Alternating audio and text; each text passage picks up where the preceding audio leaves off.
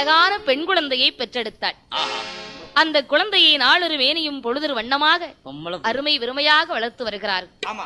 வளர்த்து வரக்கூடிய அந்த குழந்தைக்கு பேர் கொடுக்க வேண்டுமென்று அந்த குழந்தை மாவிலே பிறந்த காரணத்தாலும் பெரும்புலையனுக்கு குலதெய்வம் இசைக்கியம்மன் இரண்டையும் சேர்த்து மாவுசைக்கி என்று பெயரிட்டு அழகாக வளர்த்து வருகிறார்கள். அந்த மாவுசைக்கு எப்படி வளர்ந்து வருகிறார்கள்? எப்படி வளர்ந்து வருகின்றாள் மாவுசைக்கு? ஒரு வயது 2 வயது